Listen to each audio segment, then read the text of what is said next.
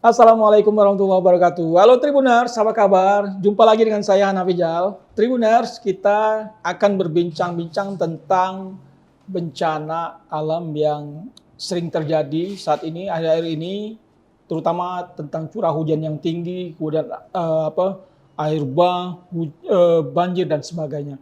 Nah, dalam kaitan itu juga tentu ini menjadi perhatian masyarakat. Nah, terkait dengan itu, kita sudah menghadirkan seorang tokoh ya. Tokoh dia Kepala Dinas Sosial Kota Palembang yaitu Bapak M. Raymond Lauri SSTP MSI. Halo Pak Rahman, apa kabar? Alhamdulillah kabar baik Mas Api. Ya, senang sekali bisa hadir di studio kami ya. Terima kasih. Ini kabarnya Pak Raymond ini juga baru dari daerah bencana ya, di Sumatera sana, ada Sumatera Barat, Sumatera Utara dan Aceh ya. Tapi sebelum kita cerita banyak tentang kegiatan Bapak sampai ke sana, suasana di sana, kita ingin tahu dulu nih, Pak Raymond ini kan sebenarnya baru ya di dinas sosial ya, sebagai kepala dinas. Kabarnya itu baru 3 bulan ya. Bisa cerita itu gimana bisa sampai ke sini karir Pak Raymond ini? Ya, pertama terima kasih Mas Api. Selamat sore pemirsa Tribun News. Alhamdulillah sore hari ini saya sangat berterima kasih diundang oleh Tribun News dalam rangka terkait dengan programnya Dinas Sosial Kota Palembang. Sebelum nanti kita berbincang, tadi Mas Api, saya sebelum di Dinas Sosial ini sudah pernah di 3 OPD ya. 3 OPD ya. 3 OPD, 2 kepala bagian. Pertama saya di Dinas Perdagangan, selanjutnya yang kedua Dinas Badan Pendapatan Daerah, yang ketiga Dinas Penanaman Modal Pelayanan Terpadu Satu Pintu atau DPMPTSP. Dan selanjutnya terhitung tanggal 25 September 2025 saya diamanatkan menjadi Kepala Dinas Sosial Kota Palembang. Artinya kalau dihitung baru 3 bulan, artinya banyak suka duka terkait dengan tugas dan fungsi daripada Dinas Sosial Kota Palembang, Mas Api. Iya, betul. Jadi karirnya untuk di beberapa OPD ya, punya pengalaman sehingga sampai ke Kepala Dinas Sosial. Tentu ketika masuk sebagai Kepala Dinas Sosial, banyak masalah-masalah sosial kemasyarakatan yang dihadapi ya, termasuk bencana alam ya. Nah, kita ingin tahu dulu sebenarnya tupoksi dari dinas sosial itu apa saja yang ditangani? Ya, artinya di dalam struktur organisasi Dinas Sosial Kota Palembang itu ada 4 bidang ya. Yaitu pertama jaminan sosial. Jaminan sosial. Yang kedua pemberdayaan sosial. Yang ketiga pengendalian bencana, penanggulangan bencana. Yang keempat bidang resos ya, rehabilitasi sosial. Nah, tapi untuk secara karena di dinas sosial itu masih ada penanggulangan bencana dan alhamdulillah di tahun 2025 yaitu sudah terbentuk nomenklatur yang baru, Mas Api. Itu dinas Badan Penanggulangan Bencana Daerah Kota Palembang BPPD. Sebelumnya tergabung di Dinas Pemadaman. Nah, sekarang sudah merger dan mereka berdiri sendiri menjadi Badan Penanggulangan Bencana Daerah. Artinya sesuai dengan fungsinya mereka di awal penanggulangan bencana dan posisi dinas sosial, Mas Api, itu setelah pasca bencana kita akan turun untuk penanggulangan bencananya, paskanya itu. Artinya dinas sosial ini tagline-nya selalu ada. Selalu ada apa yang kita bisa memberikan kontribusi Iya. dan kita bantu untuk masyarakat Kota Palembang. Iya. Khususnya terkait dengan program sesuai dengan visi dan misi RDPS, Iya. yaitu Palembang Peduli. Palembang Peduli. Dan juga sesuai dengan dukungan dari pemerintah pusat melalui Kemensos, program-program Kemensos dan Provinsi Sumatera Selatan. Iya. Baik, artinya ketika terjadi masalah bencana ya, fokus bencana tadi kan ada Badan Penanggulangan Bencana Daerah, itu yang turun mereka duluan. Ya artinya kita bisa bersinergi, berkolaborasi, BPPD dan Dinsos bisa berkolaborasi. Artinya pasca bencana kita bisa memberikan seperti bantuan, baik itu dari Kementerian Sosial ataupun dari bantuan dari Dinas Sosial Provinsi Sumatera Selatan. Ya, baik. Kalau kita lihat dari tupoksinya tadi kan ada terkait dengan pemberdayaan, kemudian pelindungan dan jaminan, kemudian juga ada penanganan masalah-masalah sosial dan kemudian baru penanganan bencana. Nah, bisa dijelaskan satu persatu biar bisa kita lebih dalam nanti, Pak. Penjaminan dana perlindungan sosialnya PJS ini terkait dengan KIS, Pak ya. Nah, sesuai dengan perwali yang baru tahun 2025. Sebelumnya KIS itu adanya di Dinas Sosial Kota Palembang. Tapi adanya perwali yang baru tahun 2025. Itu untuk KIS di Dinas Kesehatan. Tapi kami tetap melayani masyarakat yang ingin mohon bantuan untuk pengaktifan KIS. Yang kedua terkait dengan data ya, data resosek atau data yang desil 1 sampai 5 yang mendapatkan bantuan. DTSEN, data tunggal sosial ekonomi nasional. DTSEN ini itu penduduknya itu akan dibuat peringkat, Pak. Ada desil 1 sampai dengan 5 itu yang mendapatkan bantuan. Desil 1 itu miskin ekstrim, desil 2 miskin. Nah, ini terus. Ini dalam rangka kami pendataan bekerja sama dengan BPS karena datanya, dan wali data itu nantinya akan adanya di Kominfo seperti Kominfo dan Bapeda. Artinya dengan data itu nanti kita terlihat masyarakat yang bisa mendapatkan bantuan. Mendapat bantuan baik itu PKH, sembako, ataupun PBIJK. Nah, 3 ini artinya sesuai dengan data yang ada, yang sudah didata melalui Badan Pusat Statistik Kota Palembang. Ya, kalau kita lihat data BPS kita ini, BPS Kota Palembang itu tahun 2025 ini per bulan Maret itu angka kemiskinan kita itu mencapai 9% ya, 9,04%. Atau sekitar 162 ribuan penduduk miskin ya, Pak. Ini menjadi tugas berat juga ya bagi Dinas Sosial untuk mengantisipasi persoalan kemiskinan ini. Apa yang mungkin bisa dilakukan terhadap ini, Pak? Ya, artinya kalau kita bicara kemiskinan, alhamdulillah Palembang itu mendapat penghargaan ya.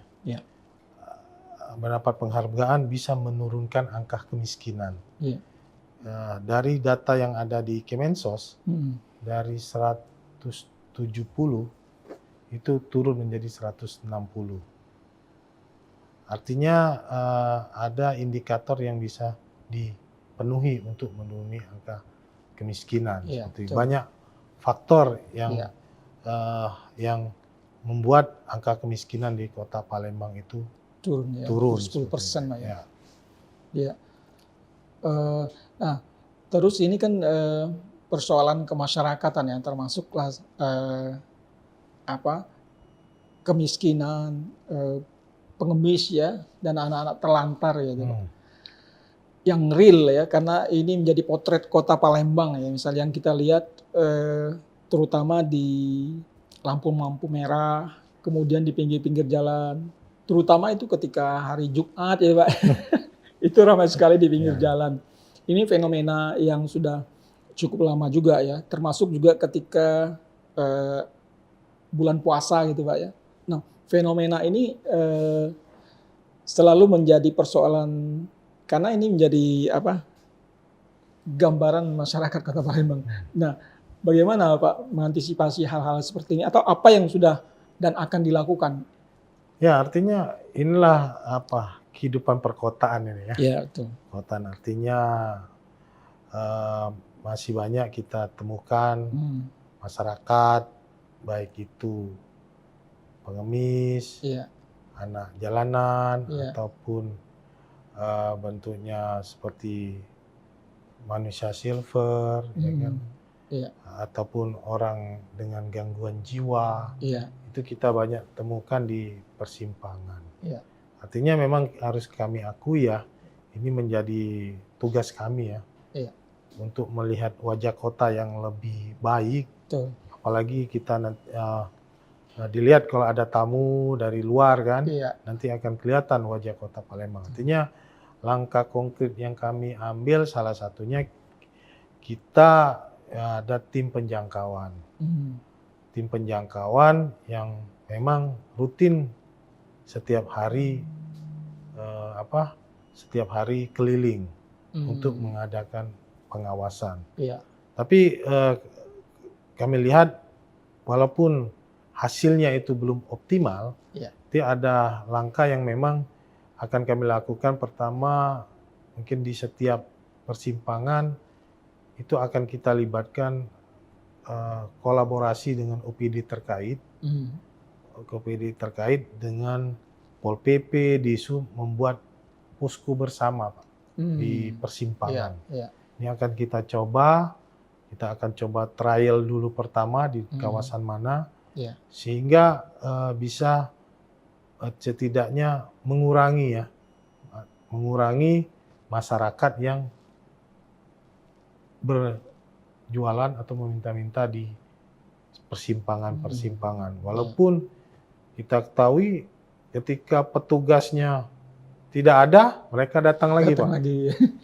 Atau Palembang itu main kucing-kucingan. Itu kami pastikan seperti itu kondisinya Pak. Pernah kami petugas stakeholder, tim gabungan, ya kita ketika mulai dari jam 8 sampai sore jam 6, mereka itu masih kan kita lihat, mungkin pemirsa Tribunnews melihat di persimpangan malam Pak. Malam. Ketika petugas tidak ada lagi jam 8, turun jam 9 lagi, ramai turun lagi. Nah, ini salah satunya kami juga membuat himbauan salah di setiap persimpangan ataupun di billboard itu memberikan himbauan kepada masyarakat Kota Palembang supaya kalau untuk memberikan sumbangan silakan melalui Basnas Kota Palembang ataupun ke tempat-tempat yang memang layak lah ya. Layak. Untuk seperti di masjid ataupun di tempat yang memang sudah layak di menerima bantuan ataupun bisa langsung ke panti asuhan. Bisa kan, sudah banyak di Kota Palembang panti asuhan, kurang lebih berjumlah 100-an ya, artinya masyarakat bisa memberikan bantuan ke panti asuhan dan lain-lainnya. Nah, ini kita harapkan juga ada peran dari masyarakat Kota Palembang khususnya, sehingga mereka itu tidak terbiasa. Tapi kan masih banyak kita temukan adanya pemaksaan. Itu nanti salah satunya memang solusinya, salah satunya harus ada posko bersama seharusnya di daerah persimpangan ini. Tapi yang namanya petugas, Mas Apip, kadang dia lihat dari kejauhan ada petugas, mereka sembunyi Pak. Sembunyi, kabur. Ketika petugas tidak ada lagi, balik lagi. dia balik lagi. Bisa kita jam 7 malam, mereka jam 9. Itu Iya. artinya kan Iya, memang iya. artinya ini memang menjadi tantangan bagi kami, pemerintah Kota Palembang khususnya Dinas Sosial agar lebih aktif lagi sepertinya Iya. untuk di lapangan dalam rangka kita mengurangi insiden lah ya, Iya. kejadian-kejadian yang seperti di media Iya. kita lihat kan supaya jangan Iya, terjadi jadi lagi, viral ya, supaya karena tidak itu terjadi membawa lagi. citra Palembang Ya, juga ya. tidak terjadi lagi di Kota Ya, Palembang. betul. Karena ini membawa nama baik Kota Palembang. Betul. Kalau misalnya ada ketika petugas datang kayak razia gitu, penangkapan gitu ya. Nah, mereka tuh ada pembinaan ya, pembinaan dan pemberdayaan. Apa Ya. yang dilakukan? Artinya kan kita contoh ya, kemarin ada masyarakat kan Iya. menelpon kan, Iya. langsung kami respon lah. Iya. ODGJ contohnya, ODGJ mengganggu, mengganggu ibadah lah sore-sore kemarin. Dan ini langsung kami tindak lanjuti, kami lakukan pembinaan, Pak. Iya. Kita punya rumah singgah, Pak. Rumah singgah. Rumah singgah. Tapi rumah singgah ini tidak bisa sampai 2-3 hari. Namanya rumah singgah ya. Namanya Untuk singgah sebentar 1 saja, kali sementara 24 gitu, Pak, ya. jam itu untuk kita lakukan pembinaan.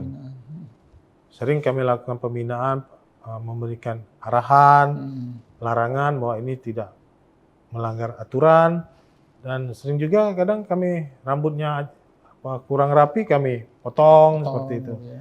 Dan ini rumah singgah. Nah, apabila mereka ini sering kan, ketika mereka ini itu akan kami koordinasikan dengan provinsi, Pak, terkait dengan penitipan di panti asuhan. Karena kewenangan daripada kota itu hanya sementara, Pak. Tapi kalau untuk penitipan itu kewenangannya ada di provinsi, ada Dinas Sosial Provinsi. Karena mereka dulunya kita punya panti asuhan, sekarang panti asuhan sudah ada kewenangannya di tingkat provinsi. Artinya kita berkolaborasi, ataupun kita kalaupun tadi ODGJ kita ke rumah sakit Herhan Aldi ya, rumah sakit jiwa kalau itu ke sana kita titipkan seperti itu. Nah, ini artinya kita bersinergi dengan OPD ataupun instansi vertikal lainnya seperti itu. Iya, ini kan juga kadang kita temukan juga para lansia dan mereka yang penyandang disabilitas ya, Pak ya. Nah, itu mereka itu nanti ketika ini dirazia itu dititipkan juga di panti sosial atau di seperti panti jompo gitu memang. Ya, artinya kan kalau kita bicara disabilitas ini, itu kan ada 4 komponen yang dapat menerima bantuan. Pertama itu ibu hamil. Yang kedua anak sekolah. Yang ketiga disabilitas. Disabilitas. Yang keempat lansia. Ini komponen yang salah satu indikator yang bisa menerima bantuan. Ini. Nah, terkait dengan lansia ini. Ini apabila kita temukan ya di lapangan ataupun laporan dari Pak RT ataupun tokoh masyarakat ataupun dari lurah, itu kita bisa jemput. Kalaupun memang tidak ada keluarganya, akan kita koordinasikan dengan panti asuhan di provinsi, karena kewenangannya kan panti asuhan ada di provinsi. Nah, itu. Selanjutnya juga kita di tahun 2025, Mas Api, kita ada pemerintah ada wujud perhatian ya, sesuai dengan visi misi RDPS Palembang Peduli. Kita memberikan bantuan kursi roda untuk disabilitas. Yang kedua alat dengar, terus yang ketiga tongkat tongkat, alat tongkat untuk penyangga jalan. Iya, iya. Nah, ini kemarin alhamdulillah sudah kita distribusikan dan dapat juga CSR dari salah satu bank itu 5 kursi roda, dan ini saya sangat miris ya lihat masyarakat. Memang masyarakat itu sangat membutuhkan, Pak. Iya. Ada saja satu keluarga itu mereka itu 3-nya tidak bisa jalan, Pak. Itu adanya di Kelurahan Pahlawan, Pak. Pahlawan. Itu sudah kita berikan bantuan kursi roda. Dan ini kita harapkan juga ke depan memang ada peran pihak swasta ataupun BUMN untuk memberikan CSR-nya untuk para disabilitas ini ya. Mereka sangat membutuhkan alat bantu seperti itu. Sementara dari dinas sosial tentu terbatas ya, terbatas ya dengan jumlah itu. Baik, terkait dengan ada namanya anak terlantar atau anak jalanan yang mereka masih usia muda, kemudian juga ada mereka yang tunas sosial yang punya masalah tapi masih produktif. Nah, apa yang bisa dilakukan oleh dinas sosial biasanya? Ada pembinaan atau pemberdayaan apa yang bisa dilakukan?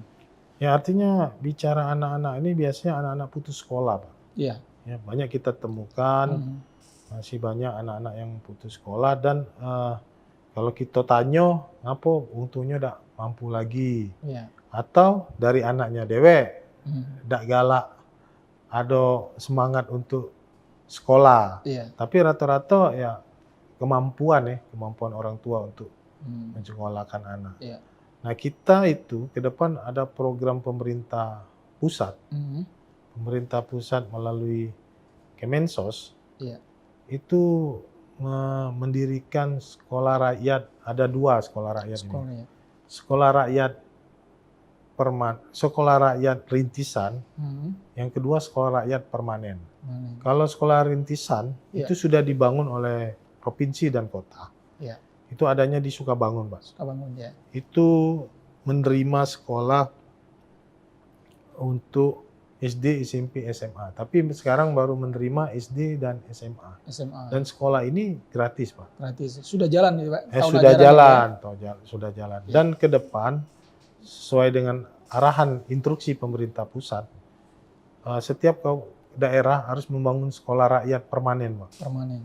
Nah, sekolah rakyat permanen ini nanti insya Allah pemerintah kota sedang mencari lahan, Pak. Lahan nanti akan dibangun sekolah rakyat dengan kapasitas kurang lebih 900 siswa, Pak. Baik itu role-nya SD, SMP, dan SMA. Semuanya ini sekolah ini akan gratis, Pak. Baik itu dari makan, dari pakaian, ataupun dari buku sekolah, Pak. Jadi semuanya gratis.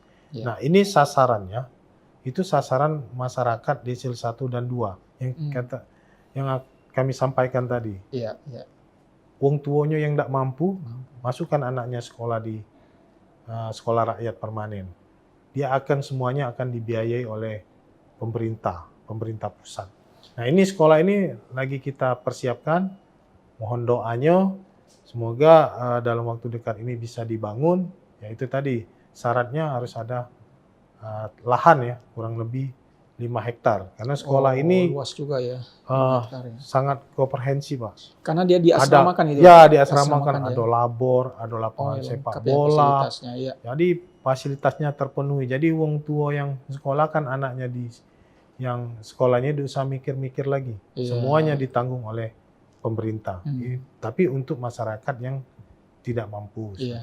Kalau yang rintisan ini dia sifatnya belajar pulang lagi gitu. Tetap di sana, Pak. Tetap di ada asrama gitu, kayak ya. Tapi ini hanya rintisan. Tujuannya ini nanti dari rintisan ini ke permanen, sekolah rakyat permanen. Yang penting jadi untuk persiapan. Ya. Nah, sekarang sudah ada siswanya, lagi kita arahkan atau kita pindahkan ke sekolah rakyat permanen seperti itu. Ini salah satu program program kolaborasi pemerintah pusat dan daerah. Baik, ini mudah-mudahan bisa segera terwujud ya, Pak, Amin, ya. amin. Karena ini memang juga dari program pemerintah pusat ya, Ya. Pak Presiden Pak Prabowo. Ya, Prabowo. Baik, Pak. Sekarang kita kembali ke masalah bencana dan krisis ya, termasuk di Palembang juga sering mengalami bencana ya. Salah satunya yang menjadi langganan itu banjir ya. Masyarakat yang terdampak banyak luas, kemudian ada juga kebakaran ya, keluarganya rumahnya habis, harta benda habis, kemudian tidak punya apa-apa gitu. Nah, apa yang dilakukan oleh Dinas Sosial untuk merespon cepat bencana-bencana yang dialami oleh masyarakat kota gitu? Ya, artinya sering kita temukan ya di Palembang ini, ya. Misalnya banjir ya. Ya.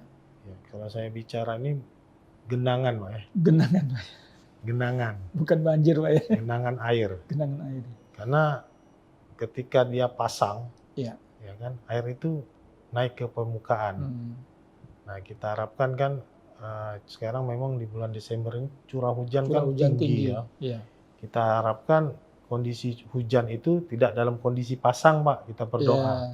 Jadi genangan itu tidak akan naik ya ke pemukiman ya, artinya kan.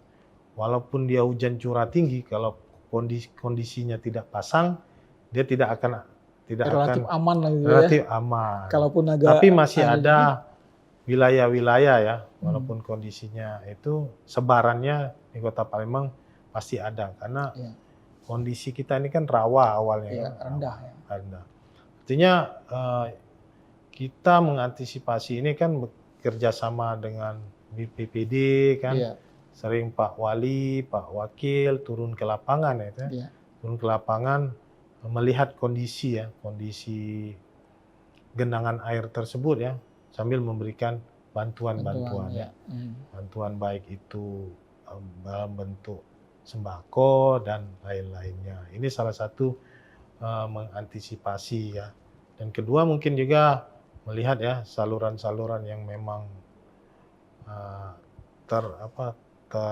tidak terkoneksi ataupun terlihat banyaknya tumpukan sampah, itu kan langsung ditindaklanjuti OPD terkait. Dan kami juga khususnya Dinas Sosial juga ikut memberikan bantuan yang memang adanya stok di kami, misalnya stok dari kementerian, dari pusat maupun provinsi, itu akan kami berikan juga bantuan.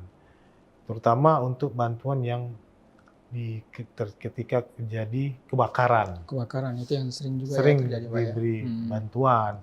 Karena kita ada dari Kementerian Sosial ke provinsi itu stok ya, seperti kasur, tenda, terus makanan siap saji, buku-buku.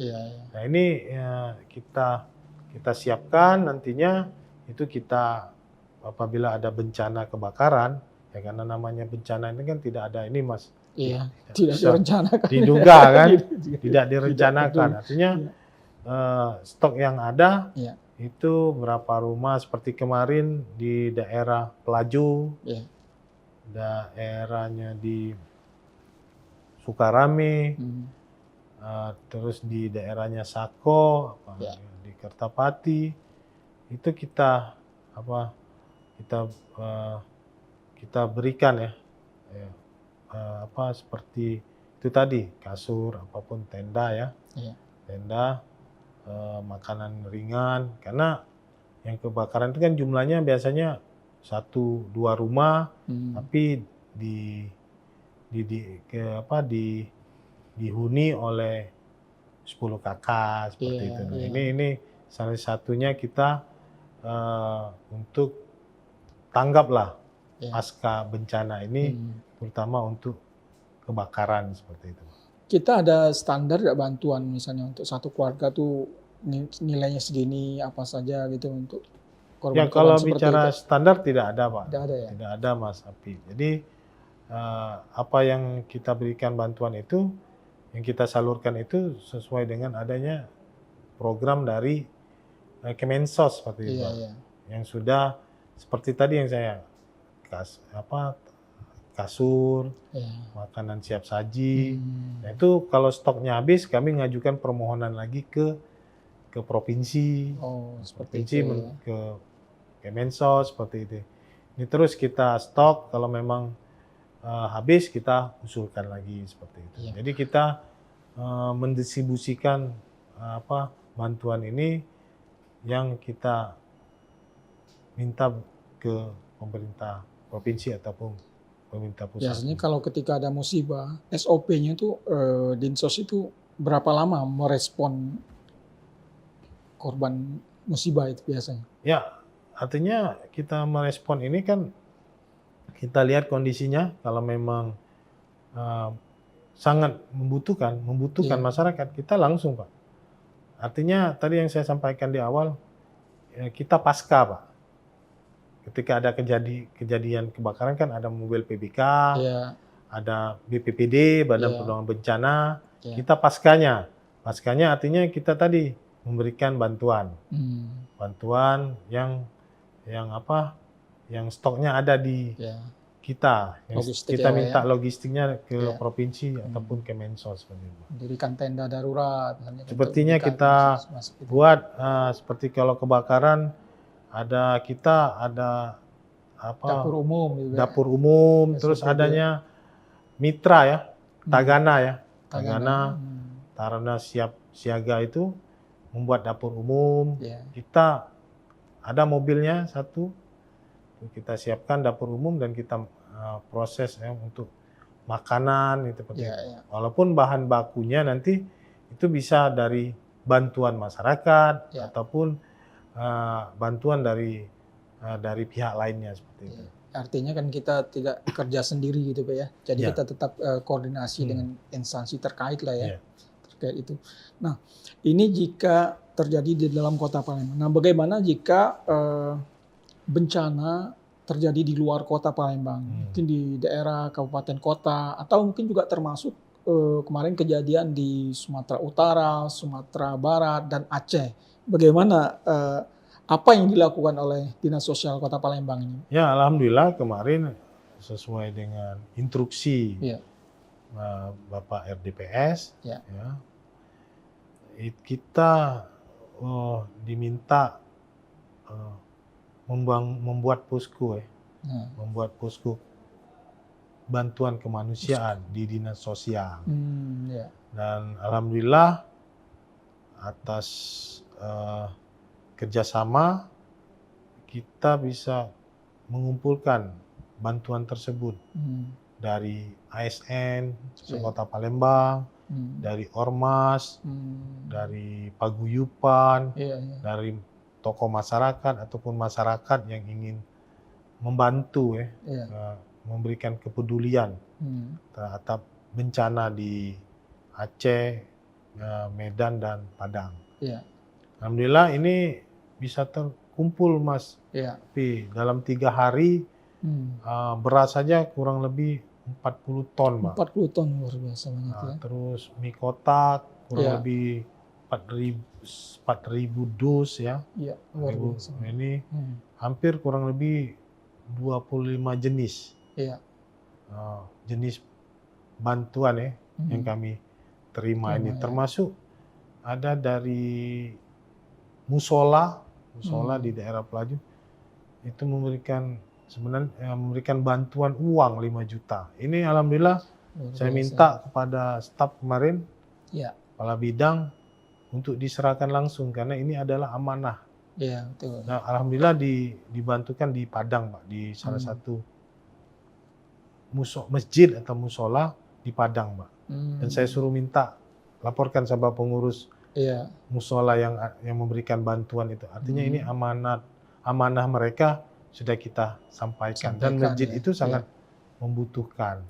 Dan ini artinya kepedulian masyarakat Kota Palembang itu sangat besar terhadap bencana yang dialami oleh teman-teman kita di Provinsi Aceh, Medan dan Padang. Artinya kan Dinas Sosial kita mendapatkan kepercayaan untuk menyampaikan amanah itu ya. Dan kabarnya juga Bapak langsung ikut ke sana. Gimana Ya, ceritanya? jadi alhamdulillah kita bantuan itu Mas Hafi Ya, kurang lebih 10 truk Pak. 10 truk. 10 truk. Ya, 10 truk, 5 ke Sumatera Barat, ya. 5 ke Sumatera Utara. Itu ya. kita antar. Kenapa tidak di Aceh? Karena waktu itu mau kami antar Pak ke Tamiang, Iya, tapi kondisinya tidak bisa ke sana menuju ke Kabupaten Tamiang itu karena kondisi jalannya masih berlumpur Pak, masih proses Iya. pembersihan. Nggak bisa akses ke sana ya. Ya, jadi kami ke Kabupaten Deli Serdang dan Kabupaten Langkat. Dan diterima langsung oleh Pak Bupati, Pak. Iya. Dan Bupati Langkat itu mengucapkan sangat terima kasih karena Iya. sangat membutuhkan. Iya. Dan langsung mereka distribusikan ke masyarakat itu, Pak. Iya. Artinya barang yang kita bawa ini, bantuan yang kita memang sangat dibutuhkan oleh masyarakat masyarakat di provinsi Sumatera Utara dan Sumatera Barat. Pak Raymond sempat langsung ke lokasi melihat suasana di sana. Kalau ke lokasi saya tidak ke sana Pak, tidak ya, jangkauan. Tapi saya dilihat dari foto-fotonya oleh Pak Bupati, melihat kondisinya Pak seperti itu. Karena memang dia rata-rata di pinggiran Pak, yang jangkauan jauh dari kabupaten seperti itu. Jauh ya. Jauh dari kabupaten, jarak tempuhnya aksesnya seperti itu. Tapi saya diinformasikan melalui video itu sudah mereka bagikan bantuan-bantuan itu. Artinya sudah sampai ya, sampai ke sumbangan donasi dari masyarakat di Palembang utamanya, dari semua elemen masyarakat itu sampai ke sana Pak ya. Ini luar biasa. Nah, ini mungkin sebuah respon cepat yang dilakukan oleh dinas sosial ya. Tapi ke depan mungkin ada tantangan-tantangan yang mungkin akan dihadapi, ada himbauan untuk masyarakat, jadi agar kita bisa lebih waspada gitu Pak, terhadap musibah atau bencana ini. Ya, artinya kita harapkan kepada masyarakat Kota Palembang itu terkait dengan terutama kebakaran ya. Ya, artinya harus lebih diwaspadai sebelum berpergian keluar rumah, itu dipastikan terutama kompor gas ataupun bahan yang mudah meledak itu dipastikan sudah mati. Dan yang kedua terkait dengan penanggulangan bencana ini, kami melalui OPD terkait itu bersinergi dengan tagline Palembang Peduli, itu akan cepat merespon masyarakat yang membutuhkan bantuan. Mungkin ada nomor-nomor khusus atau kontak khusus yang bisa dihubungi masyarakat sehingga ketika ada masalah-masalah sosial mereka bisa langsung memberi menghubungi, bisa melaporkan gitu. Artinya kalau secara umum itu kita ada online-nya di Kominfo seperti itu. Tapi kalau untuk dinas sosial silakan DM ke IG-nya Dinsos Palembang. Itu akan kami tindak lanjuti. Baik, terima kasih. Demikian Tribuners, panjang lebar kita sudah berbicara tentang bagaimana aktivitas dari Dinas Sosial Kota Palembang, berbagai program, kegiatan yang sudah mereka lakukan. Tentu ini tidak cukup sebenarnya, masih banyak persoalan-persoalan masyarakat kota, persoalan sosial yang belum juga bisa terselesaikan dengan baik. Tapi mudah-mudahan Dinas Sosial ke depan bisa lebih efektif ya menangani persoalan-persoalan masyarakat kota sehingga wajah Kota Palembang akan semakin baik guys, sesuai dengan tagline dari kota kita. Ya, Pak Wali Kota kita Palembang Peduli, sehingga persoalan-persoalan sosial kemasyarakatan bisa segera ditangani dengan baik ya. Demikian Tribuners, terima kasih Pak Raymond Lowry sudah hadir di podcast kita. Mudah-mudahan kita akan berjumpa lagi di lain kesempatan dengan bahasan yang berbeda. Terima kasih Pak atas kehadirannya. Sama-sama Mas Baik Tribuners, demikian perbincangan hangat kita pada malam hari ini. Mudah-mudahan kita akan berjumpa kembali dalam lain kesempatan dengan topik yang berbeda. Demikian dari saya Hanafi Jalal. Wassalamualaikum warahmatullahi wabarakatuh.